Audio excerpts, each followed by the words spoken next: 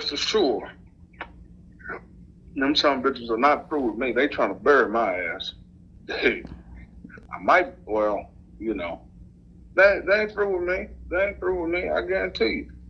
They're gonna shit, because I know how they operate. They're gonna use influence. And the mere fact that the prosecutor didn't recuse, that let me know. Once I heard from my contact, I already knew what the deal was. And all those open cases I got against people over there, but he wouldn't recuse. My lawyer asked him why. He decided to keep it. It don't even make sense. All the judges recused. You got a high-powered young attorney that's black. All judges immediately recuse, but the prosecutor don't. And then they stack them. They deliberately stack those cases, those charges.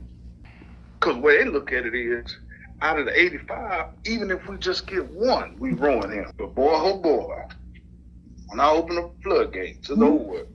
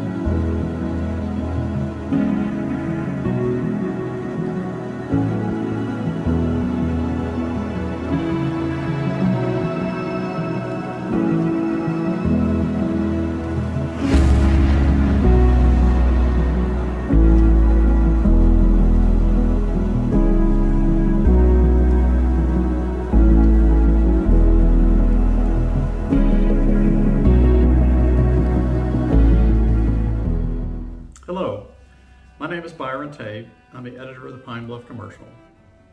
In my close to 40 years in journalism, I've never done anything like what I am doing today.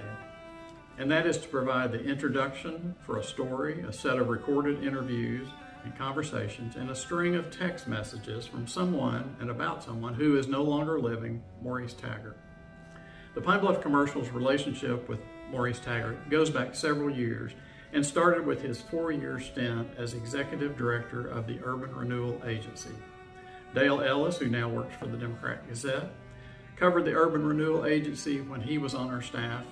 I have covered the agency from time to time, and our reporter, Epunis Colvin, has covered it. Across that time, we have, as one would expect, gotten to know Taggart, and we all came away from the time spent with him believing that he was truthful and transparent when we had questions for him about urban renewal. Relationships between reporters and sources can be complicated at times. Some sources are easy to talk to, some are not. We may find ourselves listening to and talking to a source in the same casual way that any other two people might. But both sides know the boundaries of the relationship, and that at the end of the day, the reporter has a job to do. The relationships between Taggart and me, and between Taggart and reporter Epunis Colvin, were no different. I conversed with him via text messages, asking him about the case against him in which he was charged with taking close to $700,000 from the Urban Renewal Agency, and about his status as a lawyer.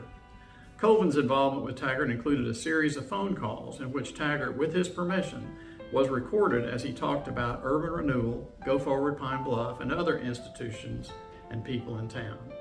Today, we are making those recordings and text messages available to the public. There is also a letter to the editor that will be published.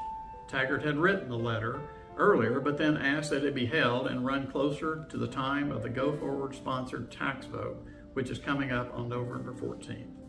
In the recordings, Taggart talks about the pressure he was under, his fears and frustrations, and his relationships with power players in town. Those players include Bill Bridgeforth, a Pine Bluff attorney who passed away several weeks ago, Chandra Griffin, head of the Urban Renewal Agency now, Ryan Watley, CEO of Go Forward Pine Bluff, Tommy May, head of the board of Go Forward, Jimmy Dill, president of the board of the Urban Renewal Agency, Codney Washington, the mayor's son who ran the generator for a period, Lloyd Franklin Sr., who is treasurer of the Urban Renewal Board, Chuck Morgan, head of Reliance Bank, and Marty Castile with Simmons Bank. As an editor's note, viewers are cautioned that the content contains words that some might find objectionable. Taggart believed that he would be exonerated and said on more than one occasion he would have much more to say about his case at trial. In publishing this information, the newspaper is not touting his innocence nor painting him as guilty. We simply believe that his perspective on a variety of topics is worth making what he said and wrote available to the public. Now we present Maurice Taggart on the record with his final say.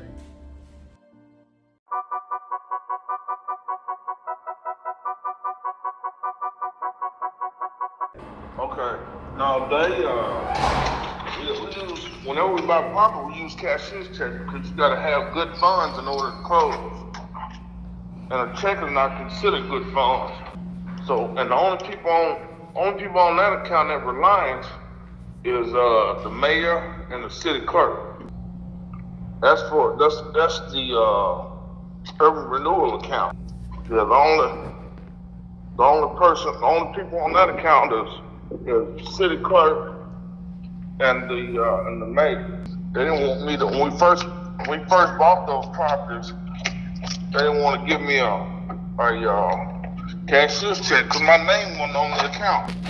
But generally how that works, the mayor on those checks, the mayor has to sign them all, but they just got to stamp in the clerk's office. They got a stamp with the mayor's signature on it, and they just stamp them. That's how it always been. Ryan just sent an email, and that's what he always done. When it comes to the 5/8 cent sales tax, he just tell them to move money, not just to Urban Renewal, but he just sent an email to the finance director and tell them to move the money. He get it approved through the mail first.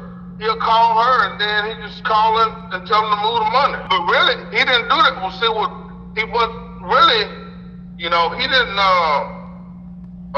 really what's supposed to happen, there's supposed to be a budget adjustment, because once we get the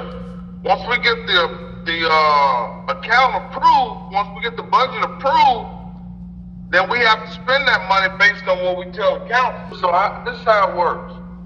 If they're doing something like this, kind of like the Relive Downtown plan, they paid for it, but they turn around and sold it to us. So what happens is that ain't nobody taking no loss but the tax. So they always get their money back, and I'm surprised. Well, they got a backup. They got an answer for you. They trust me. They've sat down and gone over everything they won't give you.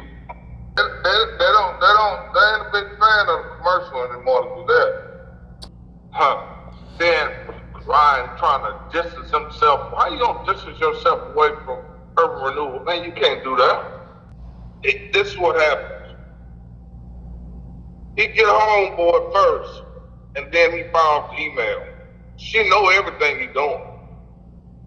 He ain't gonna do it without getting approved to her first. Yeah, but they meet every Tuesday. They've been meeting every Tuesday for the last 3-4 years. And go over that week, what they doing that week. If he ain't gonna move without her telling him. Sometimes they won't respond. They'll pick up the phone, and he ain't gonna move. So this how it works. Him and Mr. May get together, He gets the approval from Mr. May. Then he present it to the mayor, get her on board, then he make a move. So it started with Tommy Mayor.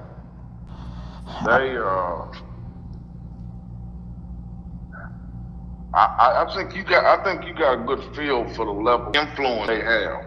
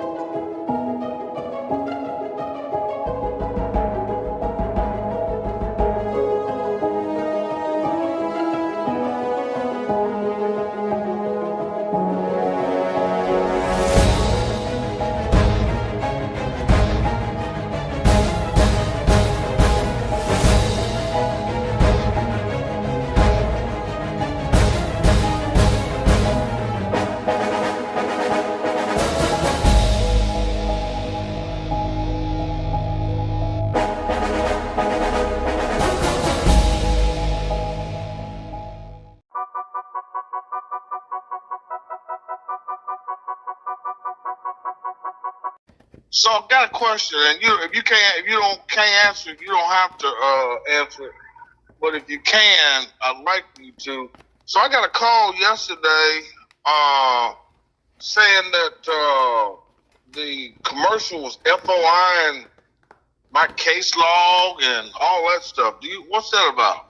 That's been going on since, I thought you knew about that. That's been going on since June, July of last year. Yeah, so it wasn't, I can't speak for Urban Renewal because I don't work there anymore. I can say this, that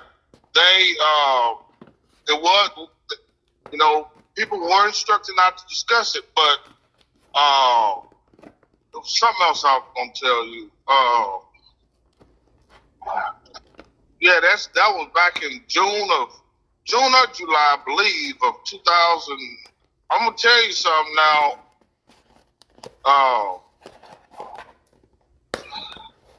I'm giving you information, okay? So you may recall you remember when I was the chairman of that PAC, we were raising money for those two council positions. The letter went out. My name was as chairman, right? So I stepped down. Some people didn't like that. I wouldn't let them use my name. Folks didn't like that neither. But I got my own reasons for doing that. I mean, I just, I made a decision not to do it. And then plus I was busy anyway, and I just didn't have that extra time. Was starting a new firm.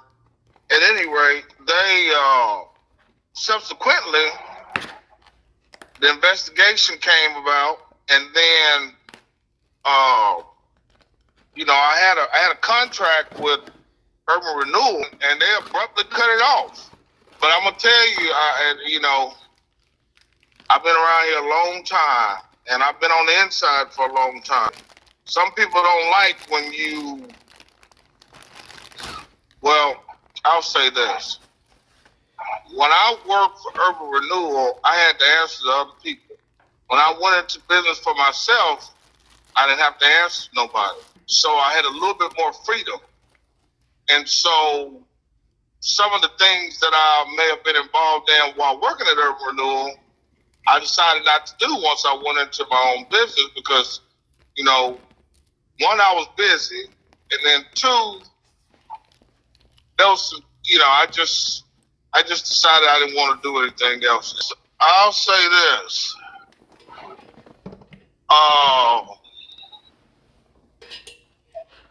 Some things that I may have been asked to do or support, I couldn't support. Because in full transparency, me and Whitfield been friends for a long time. We ain't got no problem. You notice, whenever he talked about Urban Renewal, he never said my name. We had a man-to-man conversation, and I told him, I said, I'm gonna fix it. And subsequently, I resigned. I was asked to stay on.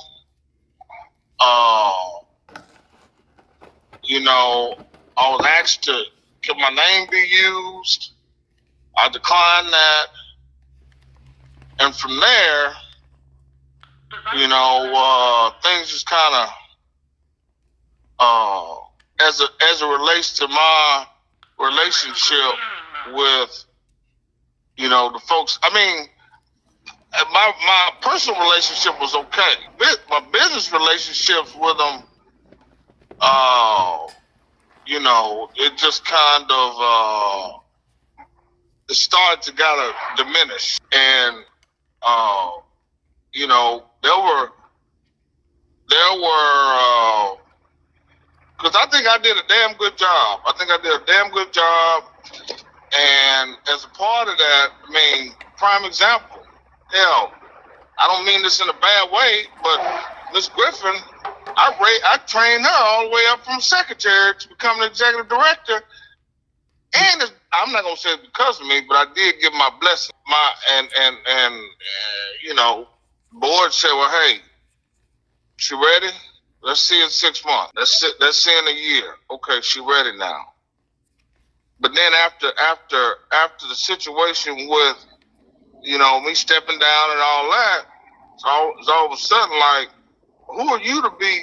You don't tell us no. Well, I just think that there was some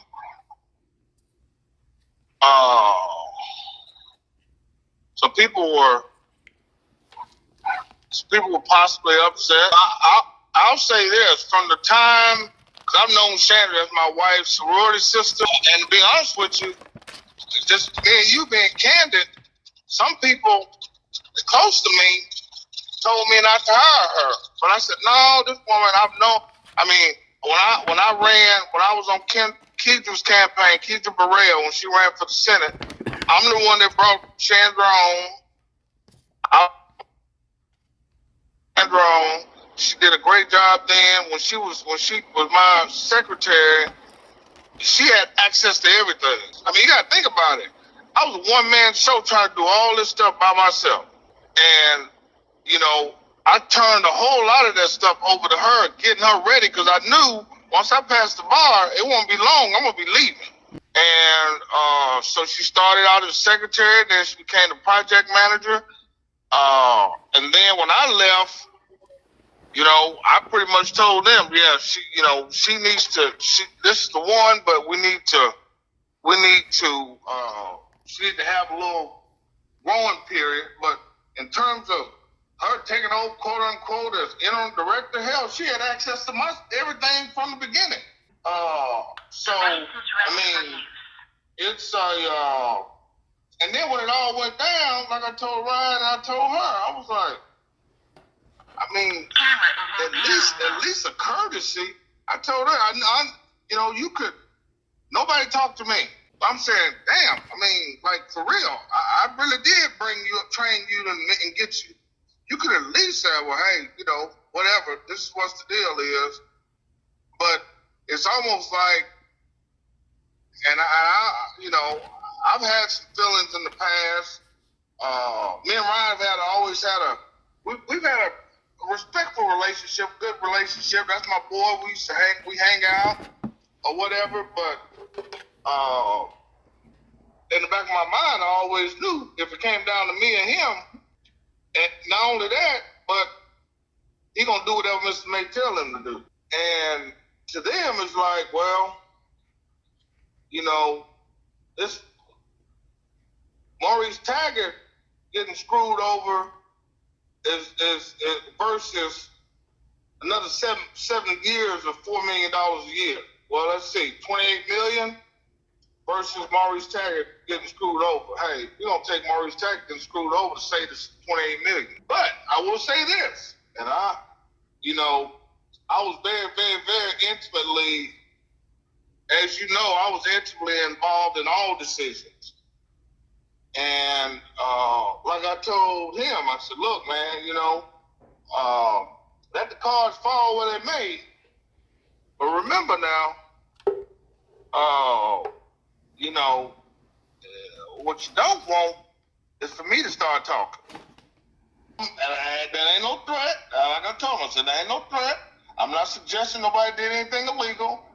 Let me tell you something. Now, you got to keep in mind, 80% of the projects are run through urban renewal. So,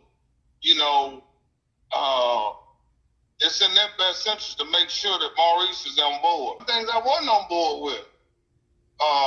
But they got their way of trying to, hey, look, I had a family, and that was my job. And while I was executive director, I still had to answer to people. And if those people told me to do something, I had to do it within reason. But, even just, I left on my own. It wasn't because if it was up to them, I would have stayed. There were, it was, I put it to you like this. It was the package, the benefit package for me staying was nice. But I needed that autonomy. I promised 2 years, I stayed almost 3. And I said, it was time I said, well, man, I'm finna pass this bar exam. That's what I always wanted to do. I had to, I stayed on a couple more, 3 or 4 months, maybe 5 months later, I had to move on and do something different. So it's truth be told, like you said, well, yeah, we're gonna advocate full price. Oh, hey, have at it, brother. I'm not worried about anything, but I'm a lawyer, so of course I'm a lawyer. Like I told, well, here's the deal. And everything that we spent had to be signed off on. Mr. Franklin, our treasurer, he had to sign off on everything. Everything that was spent. There was a lot of pressure. I ain't gonna lie. I mean, there was pressure that was probably, pressure that shouldn't have been on me to get certain things done. I'll say this.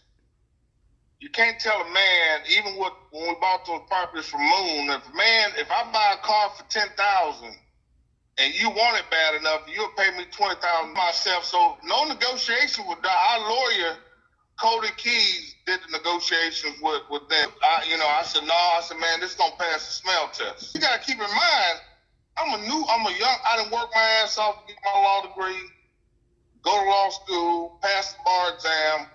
I really, really had to do as much as I could to protect myself and my image long term. I wasn't perfect, but, I'm getting ready to go out in business. Don't get me wrong, I'll be honest.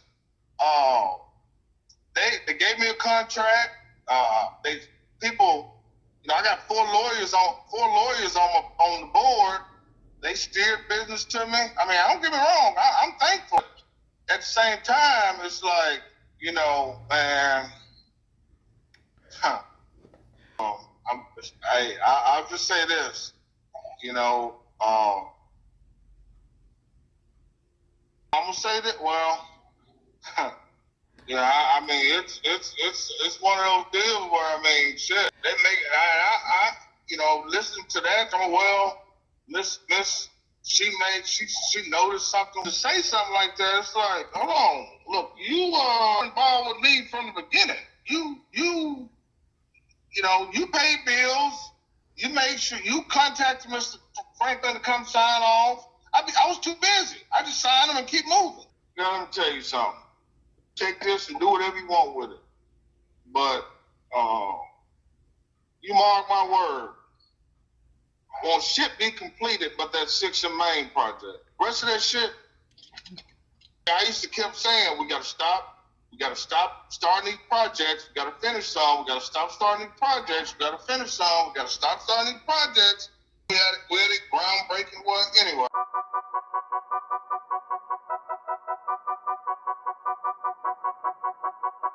I'm gonna tell you one person. You need that watch how she moved. Tish. Watch how Tish moved. Yeah. I supported her from the beginning. And I told her, I said, when we did that, and Joni came to support her, I said, don't drink the Kool-Aid. Just pay attention from here on out. The rest assured, Joni gonna give her a call. I guarantee you that. But I know that she wasn't. See, if you look back, the mayor never endorsed her. The mayor, when they asked on the radio, she was talking. See, Danny fooled them. Danny Walker fooled them and fooled us. Well, he didn't fool me because I knew he wouldn't. How he was going to support go forward and all this, blah, blah, blah. That's why she never took sides. And she never took sides. She gave us some money, but she ain't take sides publicly. And see, the deal is, but here's the deal. Turn around and do it. I bet you Vivian wasn't at the table. Joni wasn't at the table. Whitfield wasn't at the table. Mays wasn't at the table. Wait till the last minute and throw it on. That's a rhyme. That's a play from his book. And I told him long time. I said, man, we can't be doing that shit. We keep doing that. Man, fuck him. I said, okay. I got so tired because every time me and him have an argument, a major argument, we bring the mayor in. But what that slick motherfucker was doing, I found out later, he would go to it. He would go ahead. He knew that I would buck. So he would go behind me before he go talk to her before he come talk to me. Then we go talk to her together. He didn't know. So when I walk in there, I'm already, he already planted the seed in her mind. Man, dude. Well, anyway, See, but I'm gonna be honest with you. See, the deal is, I'm just being real with you. I mean, just me and you talking shit. I gotta protect me first. I said to myself, I said, you know what? And somebody real close to me that's unbiased, but very well aware of what's what, told me not to do it. I was gonna do it before now. But he said, no, don't just. I ain't tripping about that. I'm tripping about me, but the deal is, that's why Kyle didn't recuse off the case, because word got back to me from a very reliable source. Kyle didn't recuse because they felt like if an outside prosecutor came in, Tommy May wouldn't be protected. That's what that's about. Well, they and see, on the private side, they can get, only people who work for the city can get in trouble or have any fiduciary duty to the people. That shit, what's gonna happen to them? They can't fire Ryan because Tommy May control that. Tommy May don't need nobody. All the people that they got on the boards, they already self-sufficient. And she don't even know. She better be careful. She don't even know. That girl don't even know. She don't even know what she. Then she come up there at the last meeting talking about she put together some kind of vendor sheet or some shit. Girl. They could have done that. She didn't have really. That's a procedural thing. She could have done that without even saying something to the board. They sure. I let them keep on pressing ahead, and I think that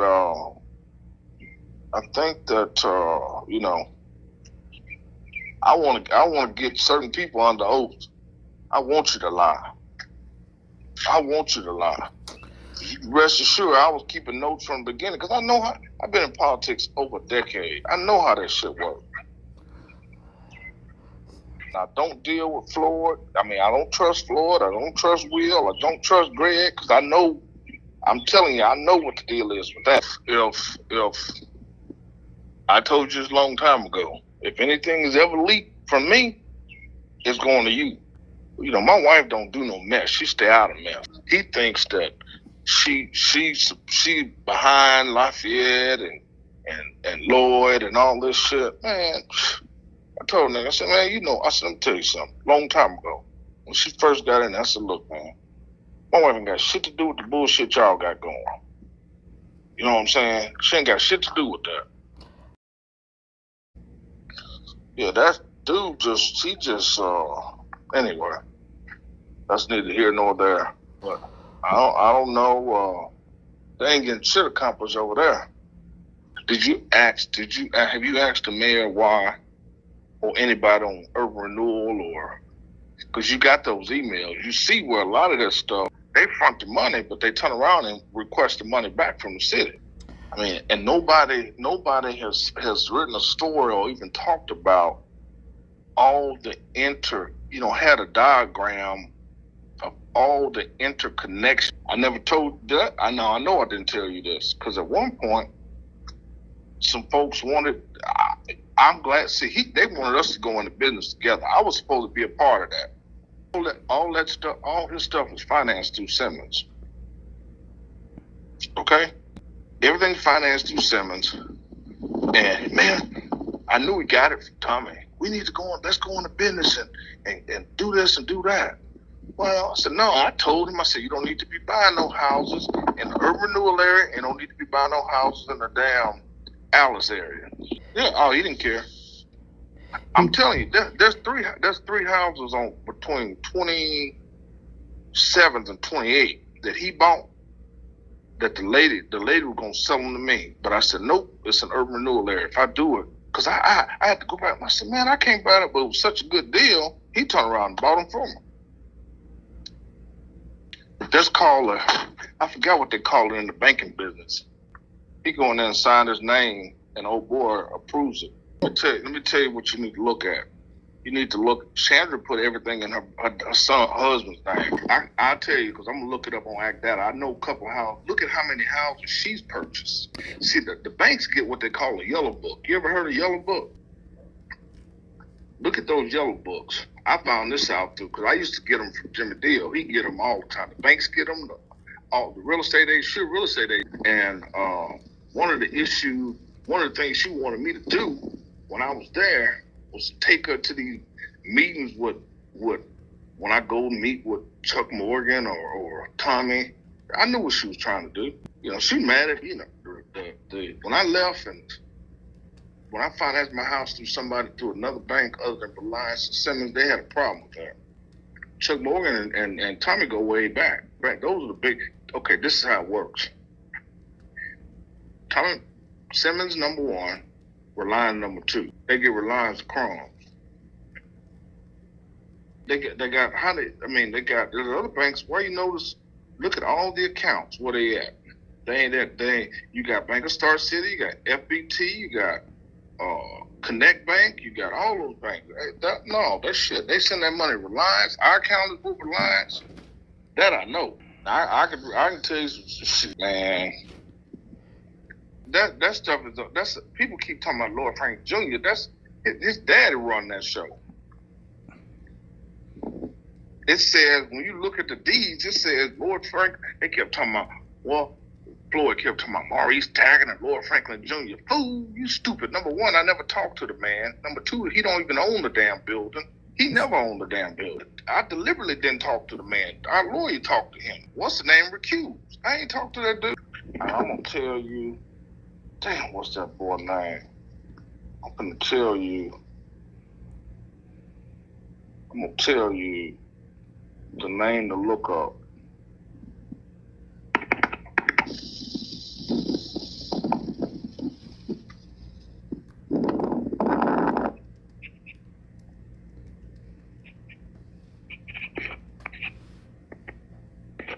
He right under. He just a worker. He work for the railroad. He make good money, but he don't do all that other stuff. What's that boy's name?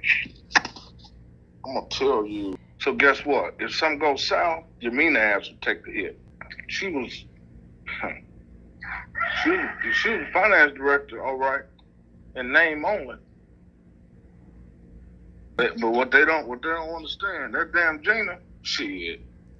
Gina, look, I know how white women operate, and I've talked to her. I promise you, she ain't gonna take the ball from nobody. But the mayor don't trust her completely. Steve Miller ain't calling no shots.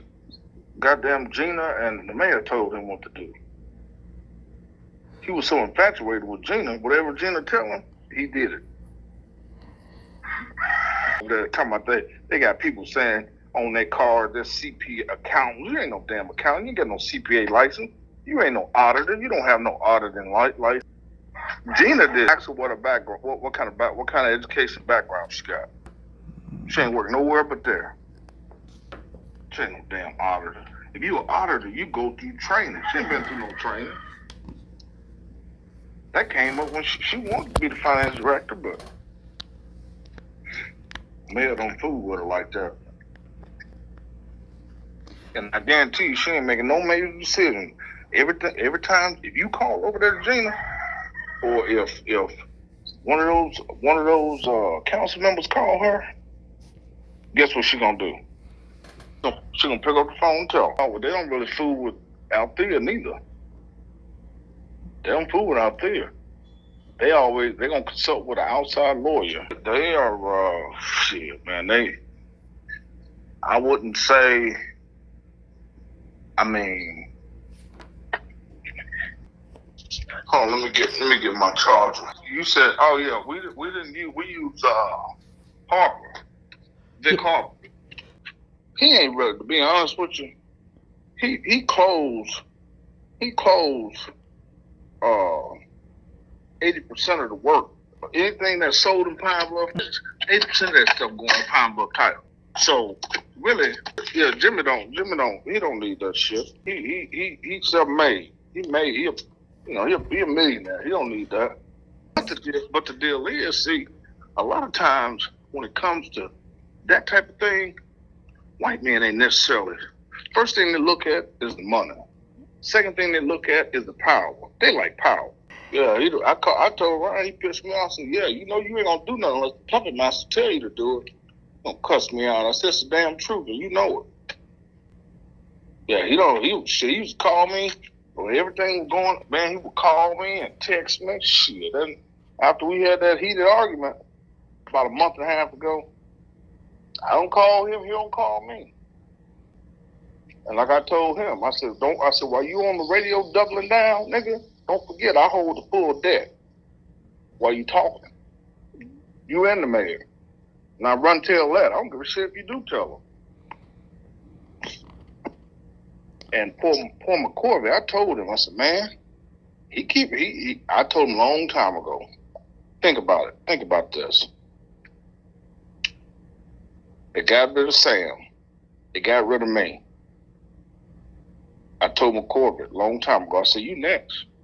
That, man, and McCorvey, he finally seeing the light. He used to do everything to protect, go forward, protect, go forward, protect, go forward. I said, okay, you think go forward gonna protect your ass, you wrong. Man, I told him, they won't listen to me. I said, okay. I said, but guess whose name got to sign off on them damn checks? That's why you in a deficit now. Listening to Ryan, they claim they won't, in the mail, talking about they're going to send money over. That's why you in the hole. Look, they use, and Joni was on to this one day, they use the carryover. See, they inflate the revenue by using the carryover. It looks like you got money, but really you ain't got no money. What's end up happening? All that shit gonna hit ahead. They're gonna need all that money in one time, and they ain't gonna have it. The tax has a certain amount of money, but about of the 4.4 million that comes, approximately 3 million of that goes to go forward. I mean, the urban renewal. But you got parks and recs, you got the convention center, you got all that different stuff. See, you ain't getting text messages. All you getting is emails. Now, that 12 million, that doesn't necessarily mean that it's not accounted for because they ain't spent it. Don't mean they don't still have it. But did you account for, in doing that, did you put urban renewal in there as well? Because it's the same money. And that's 6 million of it right there. Or more at this point, because I've been gone 2 years. We're going to carry over 5 to 6 million every year. You gotta account. You gotta ask for those. That's a separate account. So you ask for the allocation of all what accounts. Give you the allocation for all accounts under the 5/8 cent sales tax. What accounts are they going to? You got convention center. The only thing that's going to necessarily be under the finance director going to find under the 5/8 cent sales tax is going to be whatever falls under the mayor. The convention center ain't under there. Urban renewal is not under there. Parks and Rec is under there. Those are the main 3 places where the money go. You got to account for the money that's been allocated to. Things that just the city deal. What accounts for these monies allocated to? So, for example, let me see. How do we do those? I'm trying to figure out. The money for those interest signs came out of the mayor's account, but the money was fed from the 5/8 cent sales tax account. You got that one account, and then that account feeds other accounts. She can move that money anywhere. But see, the way it's set up is the narrative that they provide to the city council. All that is they give them one big number. They don't tell them what the allocations are. Inside that narrative, it's very vague. They ain't gonna tell you specific. That's deliberate. It's very vague. It's not deliberate. I mean, it's very vague deliberately. So the question is. So here's the question. You got to be specific. Since the inception of the 5/8 cent sales tax, what accounts? What account has received money from the main 5/8 cent sales tax account or financial account? That's gonna tell you they have to tell you everything that came to Urban Renewal, everything that came to convention center, but I can't give you all specific accounts. Hell, I don't remember. And I would say, hey, since the inception, according to our estimate, you should have raised $32 million, and then you lead into that other. Then you say, hey, what accounts have received money from that account? Then they'll be able to allocate what, and you want to know by per year. Yeah, that don't equal up toward 32 million. Then you got a problem. Like I said, the bulk of it is going to Urban Renewal, and I'm gonna get dude names. I'm gonna get dude names for you too, and the name of her business. She got a business too. You ain't gonna see her name. You're gonna see her husband's name. I think it's Andre or something. But anyway, it's either gonna be under. Cause see, let me tell you. You remember that house? You remember over there by Forest Park where they were gonna build that house right there on 32nd. So across the street, where they're gonna build that house. Right before the Alice program came about, we knew it was coming. Chandra's daughter, and Lockett will remember this. Chandra's daughter tried to buy the property for $500. They wouldn't sell, and I told Chandra not to do that. She didn't. She did it behind my back. I found out about it because the woman down there in planning with Keisha's office, Mitzi, she called me and thought I knew something about her. How I know the woman? I said, I don't know her. Well, I asked Chandra about it. She said, that's my daughter, and she was going to build a house. I said, I told you not to do that. The city, she kept sending emails. They thought, no, she didn't sell it to her. They pushed back. I didn't get involved in it. See, Mitzi and Lockett thought I knew something about it because she came before development and planning there. I didn't know shit about that. I didn't know until the day when it happened. And I said, Sandra, I told you not to do that when you brought that to me. I didn't put it in my name. I put it in my daughter's name. They ain't stupid. The last name Griffin. I said, no, don't do that. The only reason she not do it, she got mad. They wanted her to pay like $1,800 or $10,000 or something, and she wouldn't do it. Talking about she gonna build a house. She never had no intention on building no house. They bought to buy that land, to hold that land, to flip it. The other deal, he don't always buy in his name. If he don't buy in his name, he buy in his daddy's name. So when they say to you, you know that information. When they say to you, oh, he had the generator for free. Let me tell you something. I know Cotton ain't doing shit for free. Let me tell you that.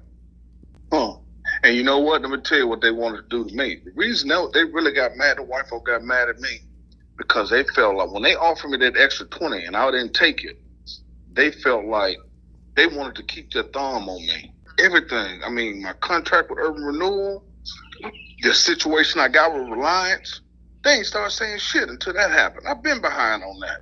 The situation with the PAC, I got off the PAC. You know, I wouldn't let them use my name, and I told you. Well, anyway, shit. Let me tell you something. And like I said, Chandra, God don't like ugly. They put her there. I mean, the whole time I found out later from somebody very close to her. She said this came out of somebody very close to her mouth because she pissed them off. This person told me that we knew something was going on, but we wanted to wait till Maurice leave. I said, we knew. She trying to deflect because Chandra, like I said, Chandra was the one who put the shit in the system. Be honest. If she honest, and Lord Franklin Sr., you notice he ain't been saying much. Lord Franklin Sr. knows well. He know that woman, because sometimes I don't even be around. And I said, oh, okay, well, just give it to Chandra. I'm not there, but she got my information. She could log it in. Yeah, I'm responsible for it, but she had my login and password. I mean, put it to you like this. The the well, you gotta have, I put it to you like this: every invoice that I paid was approved by him. Every invoice.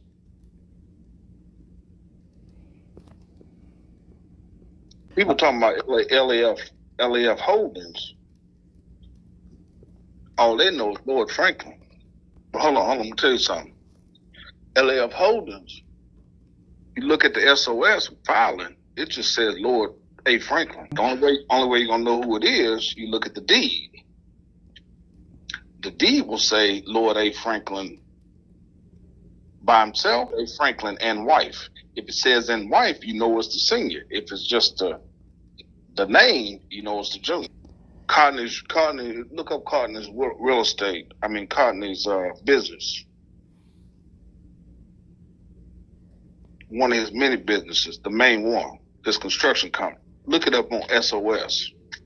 You know who Frank Washington is, don't you? There you go. I gave you two large pieces of information. See if Frank Washington on there, which is his daddy. Okay, so think about it. Think about it.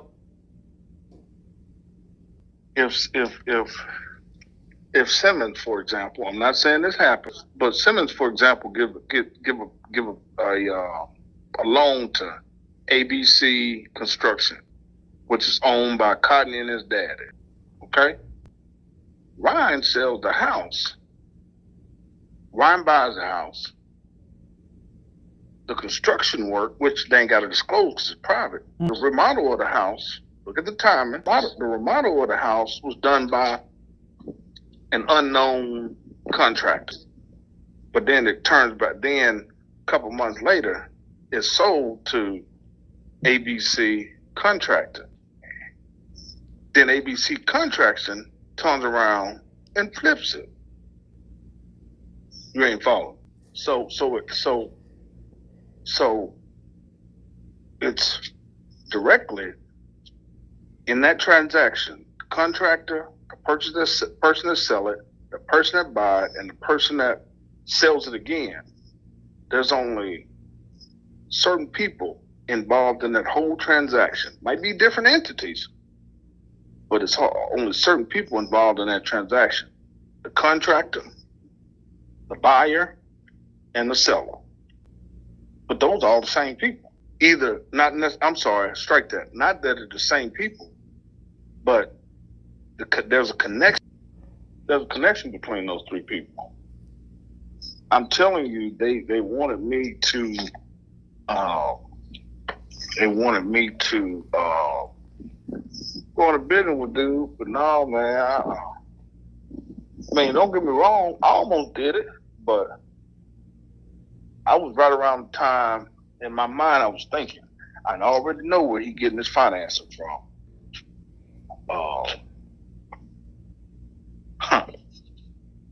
But I'm trying to remember that there's a saying in the banking community where you look good on paper, but you really ain't got nothing. So really the money never comes from you. It's called, I forgot what it's called. Anyway, I bet you one thing. Initially, Ron was using money of his own. I bet you right now he ain't. He's supposed to put 20% down. I bet you he ain't putting no 20% down. If he got to put 20% down, guess what they did? What they used to do? They'll do a double loan. Let him finance the 20%. So you finance, if you got $100,000 loan, you got to put $20,000 down. The bank gonna do 80. You take the 20 and get another personal loan. Now you got the whole amount. Put that into the house. The bank has the collateral of the house, and the tenant pays the rent. That's the old game in the book.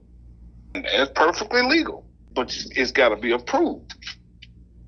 See, Ryan, he got big enough to the point. Oh boy, ain't doing his loans anymore. He ain't got the approval to be able to do his loans anymore. They got to take it. They used to take it to Marty Castell because he can only do up to $250,000. Anyway, I gave you a lot of information. You ought to be good. I don't talk to nobody on the phone like that. I talk to nobody about the case. Nobody, my lawyer, not even my wife. You ask me about is there anything illegal going, I either say I ain't answering that, or I just get quiet. I ain't called no names. I ain't said nothing. No, I ain't. And it ain't because of you.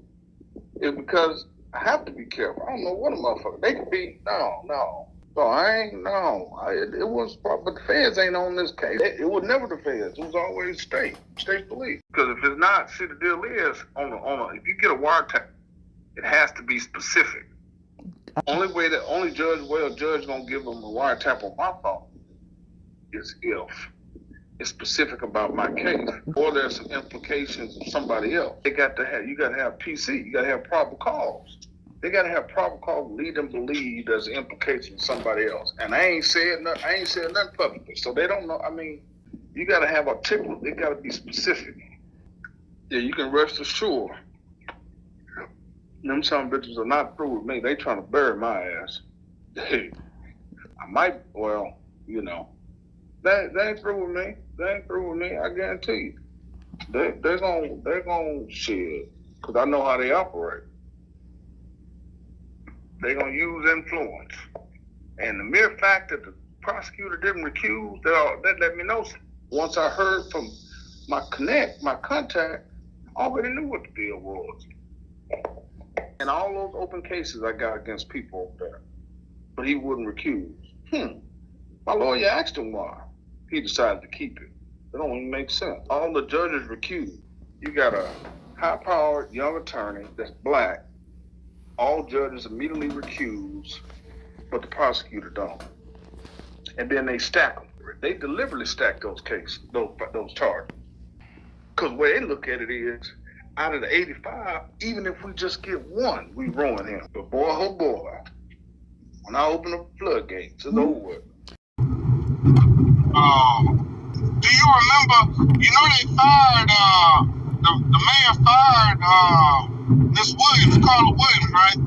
They were they were going to hire Terrence from Urban Renewal. But I got a phone call, and they asked me about it, and I said, no, that's not a good look. That ain't who they really wanted. They wanted Terrence. That ain't the first time she almost got fired. She almost got fired 2 or 3 times.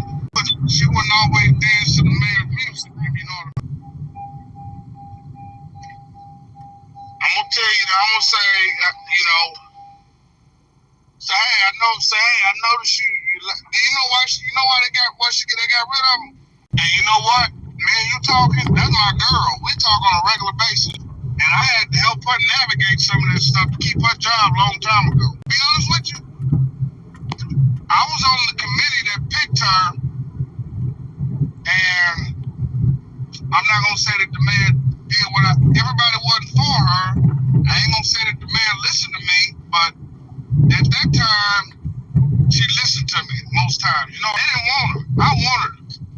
I know the whole family, and I know what she did in Little Rock, and she about that business. Even though we didn't always agree, if you ask her right now, how you feel about Maurice Taggart? See what she'll tell you.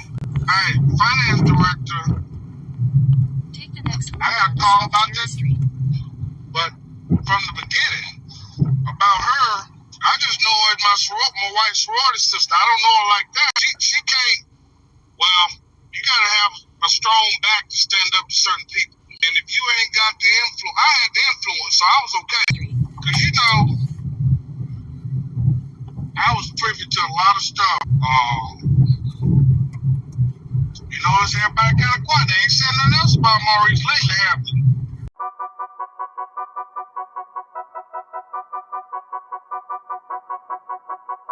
Maurice Taggart, attorney down in Jefferson County, Pine Bluff, Arkansas, who says that he also has contracts with UAPB to teach, contract with DHS, and a contract as a public defender.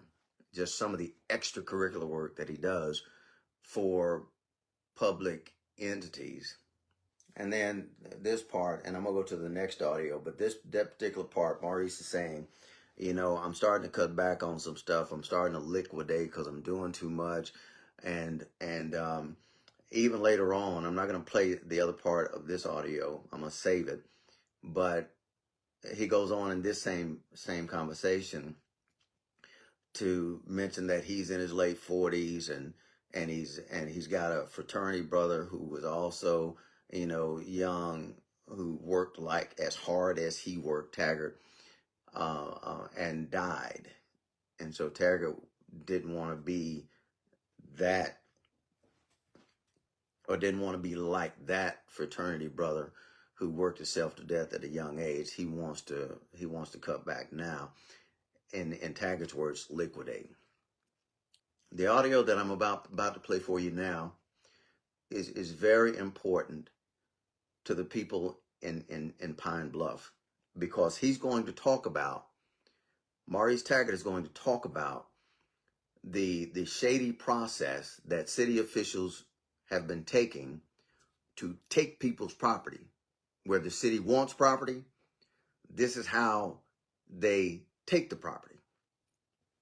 This is Maurice describing what he was a part of when he was with the Urban Renewal Project or program, and also since that time, he is still actively involved in these meetings, even though he's no longer an official member of these particular committees.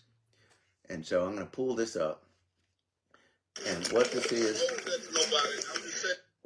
this is a phone call where he called me and he asked me, in that first 2 seconds, he's asking me, you ain't got to tell nobody about this, but what I'm about to tell you. And then he talks about the urban renewal, and he goes on to talk about, and I'll try not to interrupt this unless I need to explain something, but he goes on to talk about how the citizens of Pine Bluff, how their property is being taken by the city. Nobody. I'm just saying, it's me and you talking. Man, I already know that. That goes without saying. Okay, yeah. Well, I was just, I had to say it out loud. No, I understand. I absolutely understand. Yeah. See, what we're getting ready to do now. You know, I was over urban renewal for a number of years. Yeah, I didn't know that, but yeah. Yeah. So what they're getting ready to do, they're getting ready to start moving down Dollaway, and that's a part of the area where they're gonna start moving to. I see. And so between Flipper and Cheatham, or Flipper and something. Okay. And are they just gonna build some more apartments out there, or?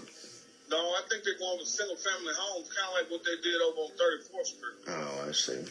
And so I guess your advice is, there's so much blight over there. They don't clean all that crap up.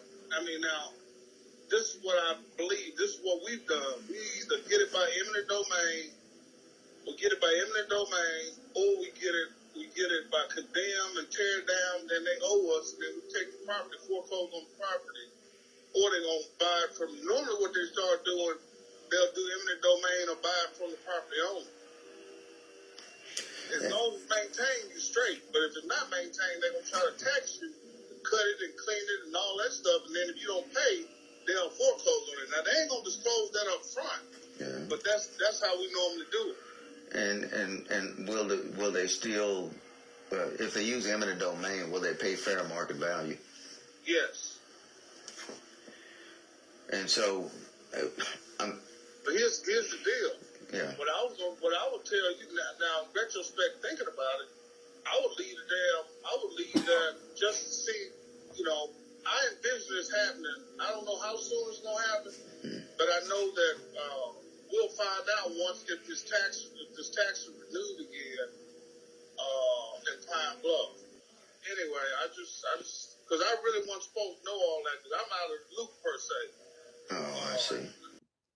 Right before this phone call, he sent me a text message, and he was telling me that, I think it was in a text message or a phone call, text message, whatever it was, telling me that he had just been in a meeting earlier that day, and that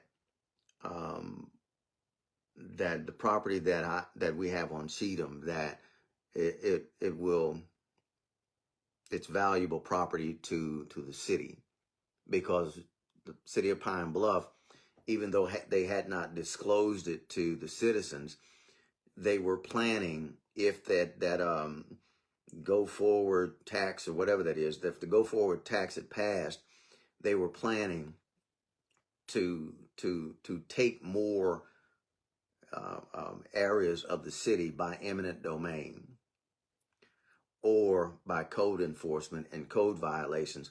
And you hear Taggart say, tax them, tax the property owners. That he's using that word in a sense that the city is going to make as many code violations against those properties as they can, and then charge the property owners so much money, tax them, charge them so much money for the violations that the homeowner can't pay it, and then the city is going to foreclose on those properties. Now, the telling part of this is that he's not just talking about for future purposes. He's saying this is what they have done previously, that the city has intentionally, specifically when he was working for Urban Renewal, the city specifically violated property owners to tax them, his word, to tax them, to make it difficult for them to pay for the violations so that the city could foreclose on those properties and take those properties from the property owners. And those of you that are familiar with Pine Bluff, now, at this point, because I knew he wasn't going to do anything at this point, I kind of reverted back to my Popo days and just tried to pry as much information out of him as I could, making him feel like, yeah, it's all good. Yeah, we cool, man. Go ahead. Tell me, and so that was me digging into him, trying to get more information, trying to get him to reveal more, knowing that at that point, he was not going to honor our contract and that I would need something when I filed a lawsuit or filed disciplinary complaints. I would need something to present as evidence that this is what happened to me. And so if you have a couple of takeaways here, if you have family members or anybody in the Pine Bluff area that the city has taken their properties to, for example, to build those apartments that the city is building over there through some kind of contract or whatever. If you have folks who the city has condemned their property, taxed, if you will, and made so many code violations that poor folks can't afford to pay the city back for the violations, the maintenance and the upkeep of those properties, then you really ought to let those people know, let your friends and family know, that this seemed to be a collaborative effort as a means to reduce the cost of the city buying properties to redevelop. It's a way for them to take properties for almost nothing, because what happens is that, let's say, for example, you own a piece of property. It's not, nobody's living there. The grass has grown up. The house is starting to deteriorate, and the city puts out bids or accepts bids to fix the issues or tear down or cut the grass, whatever. Then those contract vendors are paid by they're paid by the city, and then the property owner gets a bill for all the work. So let's say the property owner doesn't pay the bill. They don't pay for the work that the city had to do for code violations. The city then moves to as Taggart say, foreclose or to take that property. And now all the city has done, the only money the city has been out of is what they had to pay the vendors to upkeep or to maintain the property or to demolish the structure. And then the property owner has lost their investment, their family, heir, property, or whatever it is, they've lost it. And so these are just a couple. These are just a couple of the audios, and I thought that second audio is probably more important than most of the rest. I've been knowing that dude for 15 years. Yeah, I've been knowing him for a long time. That's from to be honest with you, what I think happened, I think somebody, because I mean, he just reached out to me out of the blue. I ain't talked to him in a long time. He reached out to me out of the blue, wanted me to do something for him, and then he called me to his house and all that. I don't know. I don't want to be a conspiracy theorist, but I'm not sure about. I mean, I've helped that dude in some other ways, and we have no issue, none, zero. If you got one house, it's one of the bids is 3,000, one of them is 8,000, one of them is 12,000. How do you explain the difference? Okay, now when the city gets it, the city, they still now, because that ain't my business. We make sure that it's all of them are tested. I can't say that for the city. The city was using the 111 rule, but the 111 rule is scatter. You gotta scatter out. You gotta jump all over the place. So that would be now if they were just doing the demolition only. That's one thing. But they can't just do the demolition only. They can do the demolition only, but they're not doing. And like I said, that ain't my place to comment on that. But I'm not. They supposed to get them abated. Even if you don't use the 111 rule, I always kept it 100 with you. And so if I can't comment, I just don't say nothing. But I mean, there it is. But I had to be. I can't play with my livelihood or some shit. I had to lawyer up. I couldn't take no chances on that. I know. I mean, shit. If somebody trying to get somebody to be a sacrificial lamb, but I'm not saying that that's the case. Who's the easy target? Yeah. I'll put it to you like that. Right in the mouthpiece. I'll leave it at that. When I came through the door, there was a lot of pressure on me. Deliver. No, we gotta do it this way. No, we gotta deliver. No, I said, okay. And, I've had conversations with certain people that on the public side and the private side, and the conversation went like this. I'm the only one that got to really answer this. Everybody else work either on the private side or they ain't got to answer to the private side. They ain't got to answer nobody. I'm the one that got to answer to somebody. And I'll put it like this. The proof is in the pudding.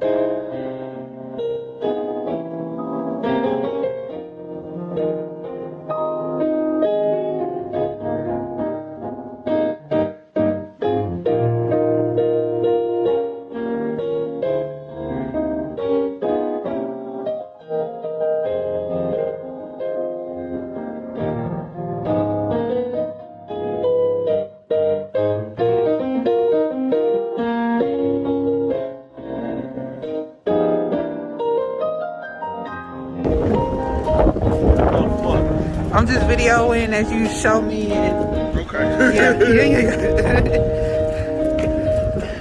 But you the views that this is, so as you walk down here, these are the buildings over here that we have done the renovations on.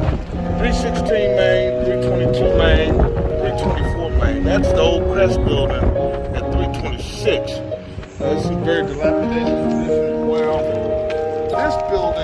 This building, and all the way down to the other part of that red. So from this building to the alley, those are ones that we've looked at. But if you walk down through this alley, one of the most difficult things, and one of the you'll see, it's very dilapidated back here. Actually, this whole rear of this building is falling down.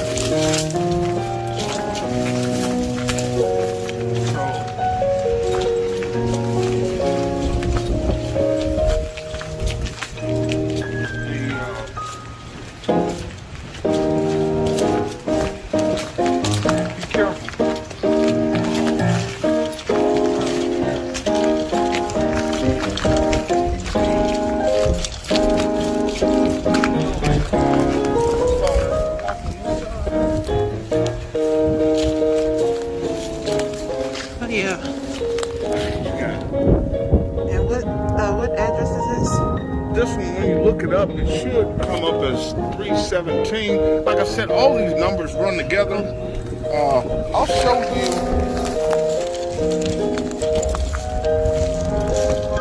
All these numbers run together. That's what you have to do. I know we're getting ready. I know the city and Uptown Boutique and Salon, they're having a nice block party this weekend. People come down, they want to see the renovation of downtown. They don't want to see all these dilapidated properties. And one of the charges Urban Renewal has is to make sure that we facilitate getting those taken care of. Now, if you walk back over here, that was the east side. Now, this is the west side. As you can see, we put hundreds of thousands of dollars in the renovation of these buildings. Got a lot of people looking at them, wanting to move in those. And then if you come down here, some of these other buildings, these are some of the ones that we're looking at as well.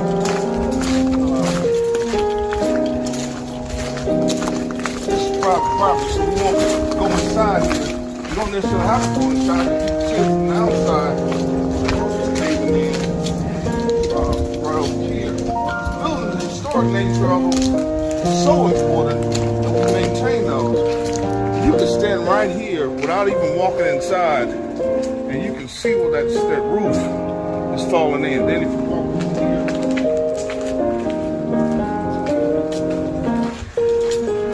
back right here, you can see where the roof is compromised.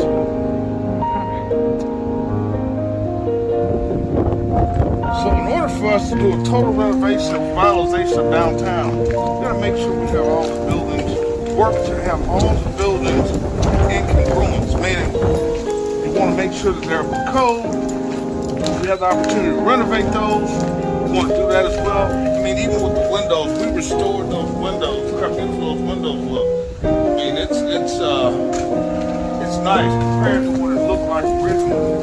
And you can only imagine the bustling businesses that could be in downtown. I remember as a kid coming down to these stores. We used to shop downtown versus before they had Jefferson Square and then subsequently the mall. But if you look how beautiful the streetscape is, the type of investments that the city and other stakeholders have made in this downtown area, it makes sense to ensure that most of the work to ensure that these buildings are up to par. And so Urban Renewal, we've committed to doing our part, to make sure that we do our part and to make that happen.